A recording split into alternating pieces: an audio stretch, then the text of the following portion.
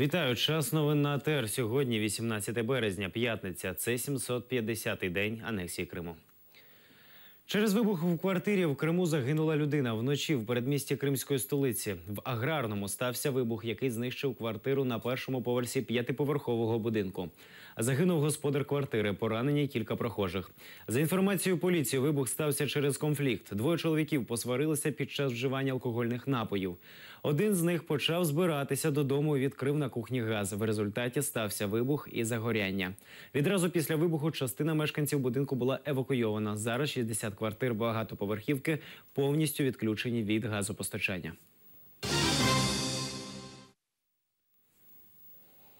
Сьогодні в Криму помолилися за Решата Аметова. До другої річниці похорон першої жертви анексії Криму в центральній мечеті Сімферополя Кебір-Джамі провели молебень.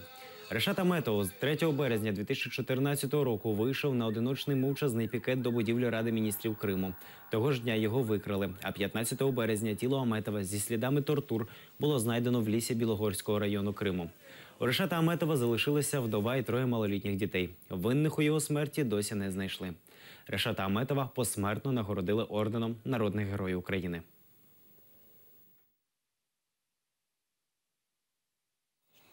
Крим – невід'ємна частина України. Про це заявила постійний представник США при ООН Саманта Пауер на засіданні за круглим столом, присвяченому другій річниці прийняття резолюції Генеральної асамблеї ООН щодо територіальної цілісності України.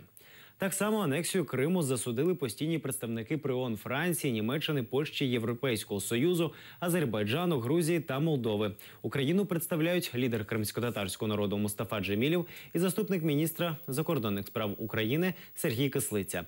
Сьогодні уповноважений президента України в справах кримськотатарського народу виступав на зустрічі Ради безпеки ООН. Все усилия мы будем говорить о том, что должны быть направлены на то, чтобы освободить оккупацию, сохранить территориальную целостность Украины. И в этом плане, коль скоро мы не говорим о военном решении вопроса, то это усиление санкций. И мы будем говорить об усилении санкций, специальных санкций в связи с запрещением деятельности Меджлиса крымско-татарского народа. Депутати Європарламенту звернулися з пропозицією направити до Криму спостерігачів на суди щодо заборони Меджлісу. Головний редактор інтернет-видання «Українська правда» Севгіль Мусаєва-Боровик оприлюднила повний текст листа євродепутатів до Верховного комісара ЄС із зовнішньої та безпекової політики Федеріки Могеріні. У зверненні вони підтримали думку Міжнародної федерації з прав людини та інших правозахисників. За умови визнання Меджлісу екстремістською організацією, це може призвести до переслідування кримських татар, які беруть участь в його роботі, а також прихильників Меджлісу. Лист підписали 31 депутат Європарламенту.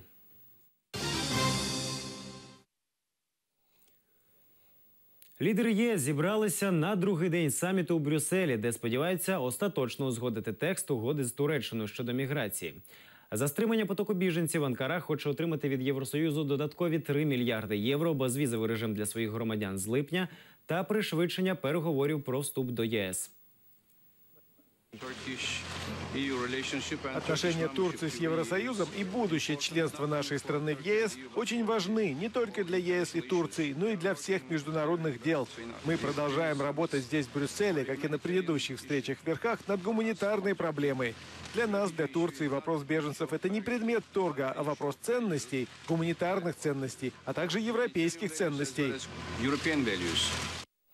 Міняйло – ганьба Росії. У Севастополі під час святкування ходи на честь так званого воз'єднання Криму і Севастополя з Росією по центральному кільцю міста місцева мешканка вийшла на одиночний пікет до будівлі уряду. В руках вона тримала плакат з текстом призначення губернатора Севастополя Міняйла «Велика помилка і ганьба Росії Севастополя. Досить безчинств, беззаконня і свавілля». Нинішньою владою незадоволені і місцеві підприємці. Но существует и масса проблем. Например, количество чиновников, которые очень сильно возросло, и, соответственно, и давление на бизнес, которое выросло в связи с их количеством. Потом достаточно неумелые действия исполнительной власти. Екс-голову Вінницької обласної поліції підозрюють в держзраді. Проти севастопольця Антона Шевцова відкрили кримінальну справу за підозрою в державній зраді. Про це повідомила речниця Служби безпеки України Олена Гітлянська. Вчора СБУ затримала Шевцова, який намагався втекти до Росії через Білорусь. Гітлянська пояснила, що екс-чиновника перевіряють на причетність до сепаратизму.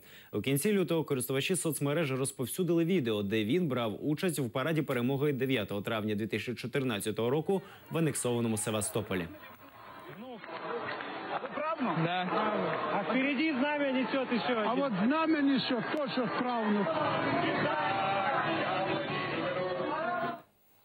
Кримчани зможуть учитися в українських вишах безкоштовно. Верховна Рада України ухвалила закон про внесення зміни до статті 7 Закону України про забезпечення прав і свобод громадян та правовий режим на тимчасово окупованій території України щодо забезпечення права на отримання освіти. Згідно нової редакції закону, кримчани і жителі інших окупованих територій мають право на навчання за рахунок державного бюджету з наданням їм місць в гуртожитках на час навчання.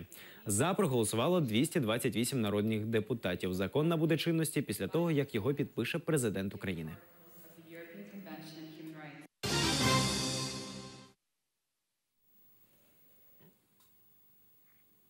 Кримчан закликають посидіти годину без світла. Завтра світова спільнота проведе екологічну акцію «Година землі», до якої приєднаються і мешканці Криму. Це наймасовіша екологічна акція на планеті. У ній беруть участь понад 2 мільярдів людей по всьому світі. Більше 170 країн і близько 7 тисяч міст. Аби взяти участь в акції, необхідно вимкнути світло і побутові електроприлади на 1 годину в знак небайдужості до майбутнього планети. В цю годину погасне підсвічування найвідоміших будівель і пам'ятників світу. Цього року «Година землі» відбудеться 19 березня з 20:30 до 21:30 по кримському часу.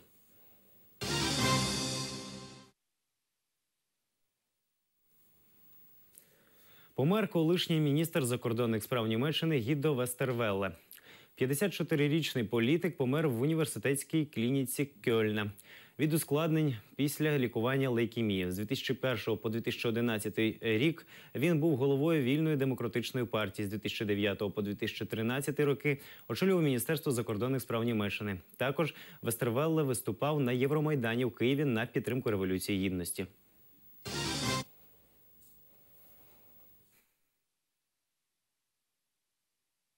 Італії прощаються з кебабом. Одразу за Вероною і Флоренція забороняє кебаб-кафе. Це пояснюють збереженням ідентичності і якості місцевої кухні. Відтепер 70% меню місцевих закладів мають складатися традиційних тосканських страв. Спеціальна комісія у виняткових випадках дозволить відкривати ресторани, на які не поширюватиметься квота. Наразі це всі новини. Дізнавайтеся більше з наступного випуску «Заман» з Ельдаром Курцеїтовим. Залишайтеся на АТР. Хороших вихідних!